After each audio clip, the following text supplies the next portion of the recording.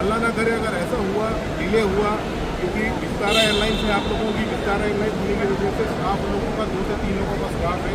अल्लाह ना करे अगर ऐसा हुआ, डिले हुआ और अगर आपको एहराम पहनने का मौका अगर नहीं मिलता है तो सीधा अंदर जाना है आपको। अंदर जाने के बाद में अंदर मस्जिद है जहाँ पर भी आपको वेटिंग रूम में बिठाएंगे, वहीं पे जा करके सीधा वजू करके आप लोग फ्लाइट में अंदर चले जाना, बराबर है। अंदर जाने के बाद में फ्लाइट में भी जा करके आप एहराम पहनना चाहो तो पहन ले सकते। एहराम पहन करके आप सीट पे बैठे बैठे भी अगर 2 रकात नफिल नमाज अदा करना चाहते हो तो अदा करो और नीयत कर लो, बराबर है। लेकिन नीयत यहीं कर लेना, क्योंकि अगर आप बगैर नीयत करें अगर आप सो गए तो 100% मिकात पे से जब तुम्हारी फ्लाइट निकल जाएगी तो फिर तुम पे दम लागू हो जाएगा। एक चीज़ का ये ध्यान देना, बराबर है। जैसे ही फ्लाइट में बैठेंगे नियत करके ही आपको बैठना है। एक चीज़, अभी बहुत सारे आपके जान पहचान वाले होंगे जो वो बोलते होंगे भाई हम लोग जद्दा से भी जो है एहराम पहनते हैं, होटल में भी जा करके एहराम पहनते हैं, लेकिन आपने नियत ही यहाँ से कर ली है, बुकिंग ही आपने यहाँ से करवाई है, उम्रा की नियत ही कर रहे हो आप लोग, तो आपको यहीं से एहराम पहनना है, बराबर है। जैसे ही आप होटल पहुँचेंगे, फ्लाइट अगर ऑन टाइम अगर रहेंगी तो खाना वगैरह आप लोगों का लगा हुआ रहेगा वहाँ पर पे। खाना वाना खाने के बाद में अगर तुमको लगेगा कि हम लोग थके हुए आ रहे हैं, थोड़ा सा आराम करना है, तो आप आराम करना चाहो तो 2-4 घंटा सोना चाहो तो सो जाओ। सुबह में फजर की नमाज आप होटल में ही पढ़ो, नाश्ता करो और फिर आप लोग निकलो उम्रा करने के लिए। कोशिश आपकी क्या रहेगी, ज़्यादा से ज़्यादा रात में करने की रहेगी, क्योंकि अगर आप रात में उम्रा करते हो तो नमाजें वगैरह बीच में शामिल नहीं होंगी, तो आपको कंफ्यूजन ये नहीं रहेगा कि भाई हमारे 2 चक्कर हो गए, 3 चक्कर हो गए या 4 चक्कर हो गए और उसी बीच में हम लोगों को फिर जो है नमाज के लिए खड़े रहना पड़ेगा, फिर उसके बाद में अरकान का क्या मामला रहेगा, ये आप लोगों को कंफ्यूजन रहेगा। तो सबसे पहले ये है कि एहराम आपने पहन लिया, नियत आपने कर ली, और जैसे ही आप होटल पहुँचे बैग वगैरह रखे और आप पूरा तलबिया पढ़ते हुए जो है होटल से आप निकलेंगे हरम शरीफ की तरफ, बराबर है। लब्बैक अल्लाहुम्मा लब्बैक, लब्बैक ला शरीका लक लब्बैक, इन्नल हम्दा वन निअमता लक वल मुल्क ला शरीका लक। जब भी आप पढ़ेंगे ये 3 बार तलबिया पढ़ेंगे, तलबिया पढ़ते हुए जो है आप हरम की तरफ निकलेंगे।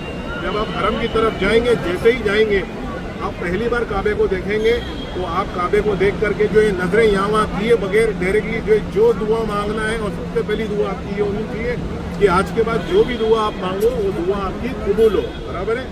दुआ मांगने के बाद में जो है हजरे अस्वद के पास जाकर के आप लोग खड़े रहेंगे। जैसे ही हजरे अस्वद को देखेंगे, एक्साइटमेंट में आकर के आप डायरेक्टली काबे को जाके हाथ नहीं लगाएंगे, क्योंकि काबे के ऊपर सब लोगों ने इतर लगाया हुआ है, बराबर है। तो आप एहराम की हालत में जाकर के आपने काबे को हाथ लगाया तो आप पे दम लागू हो जाएगा। ये चीज़ का आप लोगों को ख्याल रखना है। जब तक कि आप उम्रा से फारिग नहीं हो जाते आप जाकर के काबे को हाथ नहीं लगाएंगे, है ना। फिर जैसे ही आप हजरे अस्वद को देखे, आपने जो है 3 बार चूमा और आप तवाफ करना शुरू करेंगे। जब आप तवाफ करना शुरू करेंगे तो 7 चक्कर है आपकी, बराबर है। 7 चक्कर को मिला करके आपका एक तवाफ होता है। तो 7 चक्कर को 2 पार्ट में डिवाइड किया गया है। शुरू के 3 चक्कर अलग होंगे और आखिर के 4 चक्कर अलग होंगे। जो शुरू के 3 चक्कर होंगे वो आपको जो है अकड़ के चलना है, बराबर है। अकड़ के क्यों चलना है, जब मक्का पहली बार फतह हुआ तो नबी करीम सल्लल्लाहु अलैहि वसल्लम ने जो है सहाबाओं से फरमाया है कि दुश्मनों पे रुबाब पढ़ने के लिए जो है रौब पढ़ने के लिए आपने 3 चक्कर जो है अकड़ में चलने का हुक्म किया। फिर जो 4 चक्कर आपको करना है वो आपको अदब में करना है। जो एहराम आप लपेटोगे उसके भी 2 तरीके हैं। अगर आप शुरू के 3 चक्कर अगर तवाफ कर रहे हैं तो 3 चक्कर में जो है सीधा वाला कंधा जो है आप खुला रखेंगे और बाद में जो है फिर आप उसको ढक लेंगे। लेकिन कुछ उलमाओं का कहना है कि पूरा आप कंधा खुला रख करके भी तवाफ करना चाहो तो तवाफ कर सकते हैं। जब आपने 7 चक्कर कर लिया, जब आप 7 चक्कर करते रहेंगे तो पहला कोना, दूसरा कोना, तीसरा कोना, 3 कोने तक जो है आपके पास ऑप्शन है। चाहे आप अल्लाहू अकबर अल्लाहू अकबर अल्लाहू अकबर करते हुए तवाफ करें, या चाहे आप दुरूद शरीफ पढ़ते हुए तवाफ करें, या चाहे आप चौथा कलमा पढ़ते हुए तवाफ करें, बराबर है। जब आपके तीनों कोने मुकम्मल हो गए, तीसरे कोने पे रुकन यमनी पे जब आप पहुंचेंगे तो आप रब्बना आतना फिद दुनिया हसनतो व फिल आखिरति हसनतो व क़िना अज़ाबन्नार, ये वाली दुआ आपको पढ़नी है। और ये दुआ पढ़ते पढ़ते वापस से आप हजरे अस्वद के पास पहुंचेंगे। तो जब कभी भी आप रुकन यमनी से जो है हजरे अस्वद तक पहुंचेंगे आपको रब्बना आतना पढ़ना है, और हजरे अस्वद से फिर वापस से जब रुकन यमनी तक पहुंचेंगे तो आपको वो दुआएं पढ़नी है, चाहे दुरूद शरीफ पढ़ो या अल्लाहू अकबर पढ़ो, ठीक है। जब आपके 7 चक्कर मुकम्मल हो गए तो वहाँ पर मकाम इब्राहिम है। मकाम इब्राहिम के पीछे जा कर के जो है आपको 2 रकात नफिल नमाज पढ़नी है। जब आप 2 रकात नफिल नमाज अदा करेंगे तो आपकी नीयत ये होगी, नीयत करता हूँ 2 रकात नफिल नमाज अदा करता हूँ अल्लाह ताला के वास्ते, मुँह मेरा काबे शरीफ के पीछे इस मकाम इब्राहिम के, मतलब आपके बीच में और आपके काबे के बीच में आपका मकाम इब्राहिम आएगा, बराबर है। तो नीयत भी आपकी वही होगी। जब मकाम इब्राहिम के पीछे 2 रकात नफिल नमाज अदा कर लिए तो वहाँ से फिर आप सफ़ा मरवा की तरफ जाएंगे। सफ़ा की पहाड़ी से आपको सही शुरू करनी है मरवा तक, और मरवा से फिर वापस से सफ़ा तक, बराबर है। जब सफ़ा से मरवा से सफ़ा जब आएंगे तो टोटल ये भी आपके 7 चक्कर होंगे। और 7 चक्कर कैसी होगी? सफ़ा से मरवा 1, मरवा से फिर सफ़ा 2, फिर सफ़ा से फिर मरवा 3। इस तरीके से आपको 7 चक्कर मुकम्मल करना है। तो शुरुआत होगी आपकी सफ़ा से, ख़त्म होगा आपका मरवा पे। जब आप सफ़ा मरवा के लिए जाते रहेंगे तो बीच में आपको जमजम के कैन मिले हुए मिलेंगे। पेट भर करके आपको जमजम पीना है। आप अपने चेहरे पे डाल लो, अपने जिस्म पे डाल लो, आप अपनी बॉडी पे डाल लो, जैसा पानी डालना चाहे वैसा डाल ले सकते हो। अल्लाह ना करे जब मैं तवाफ़ कर रहा हूँ और तवाफ़ करने के दौरान अगर आपका वज़ू टूट गया, बराबर है, तो वज़ू तो आप होटल से करके आए थे, आपने एक तवाफ़ किया, एक चक्कर आपने लगाया और आपका वज़ू टूट गया, तो अब आप क्या करेंगे? बाहर हरम के निकलेंगे, फिर से वज़ू करेंगे और पहली चक्कर से फिर से शुरू करेंगे।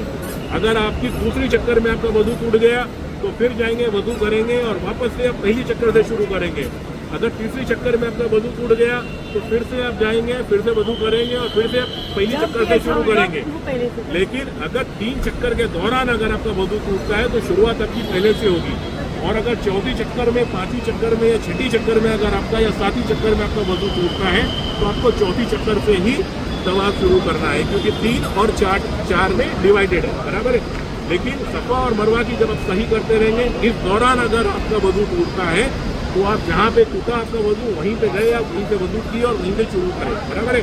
जब सफ़ा और मरवा की आप सही करते रहेंगे तो आपको दुरूद शरीफ पढ़ना है। दुरूद शरीफ पढ़ो, दुरूद शरीफ याद नहीं है, अल्लाह अकबर करते हुए आप सही करना चाहो सही कर सकते, बराबर है।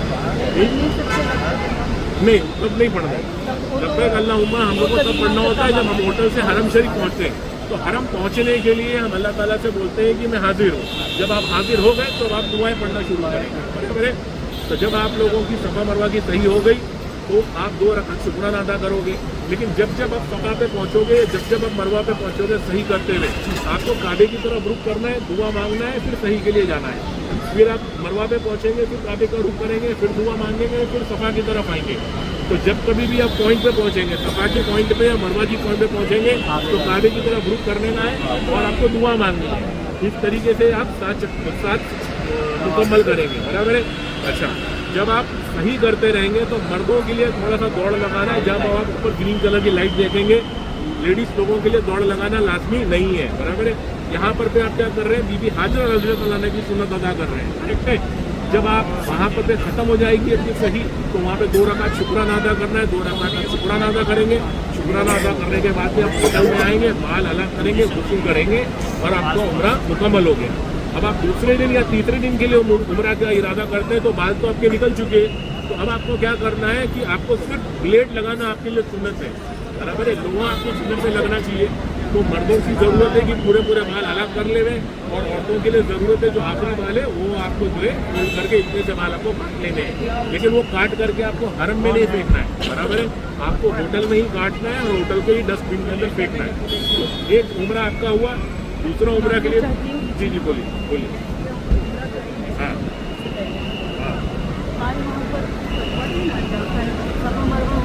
नहीं, आपको बाल सफ़ा मरवा के बाद नहीं कटवाना है, आपको बाल होटल में आके कटवाना है, बराबर है। आपको जो भी करना है, क्योंकि वहाँ पर जो है बच्चे खड़े रहते हैं कैंची लेकर के बाल काटने के लिए, तो वहाँ पर वो काम नहीं करना है। आपको होटल में आना है, होटल में आके बाल कटाने के बाद में आपको गुस्ल ले लेना है, बराबर है।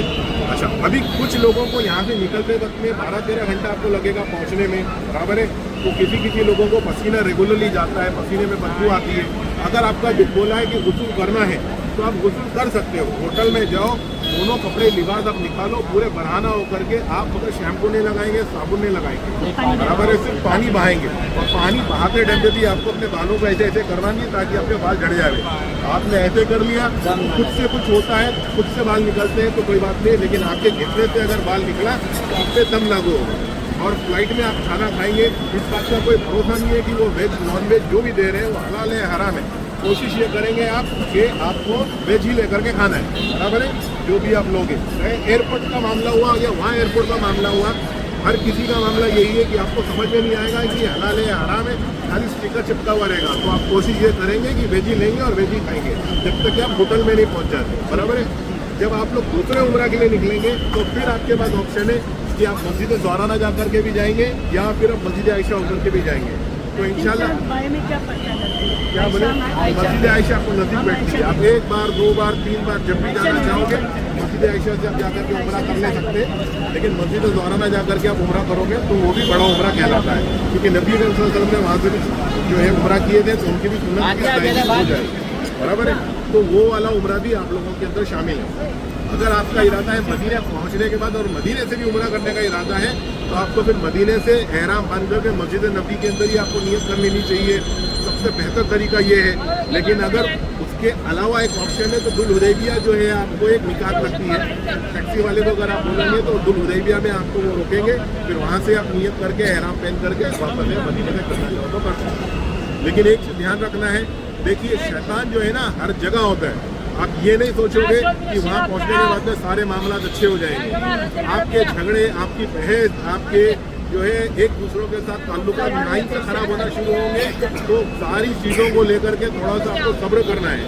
खाने में थोड़ा सा ठंडा गर्म हो जाए, फ्लाइट 2-4 घंटा लेट हो जाए, तो इसको लेकर के नाराज़गी मत हो जाओ। जो आप सीधा पहले आपकी कोशिश होना चाहिए, चाहे कोई कुछ भी बोले, आपका मकसद उम्रा करना है तो आप सबसे पहले मक्का पहुँचो, उम्रा से पहले आप फारिग हो जाओ, फिर बाद में आपको जो करना है आपको, बराबर है। तो ये कोशिश करेंगे आप। हम आयशा मस्जिद से ही करते हैं। दूसरा उम्रा, तीसरा उम्रा, जितना भी उम्रा करना है मस्जिद आयशा से आप करना है, ठीक है। मस्जिद ज़ौराना से हम लोग आपको उम्रा कराएंगे इंशाल्लाह। तो मैं तुम्हारे मोबाइल पर, हाँ मैं कराऊँगा, तो मैं मोबाइल पर तुम्हारे भी भेज देता हूँ, मैं भेज देता हूँ अभी, ठीक है। तो कोऑर्डिनेशन की वहाँ पे कहीं पे आएंगे लेने के लिए, ठीक है।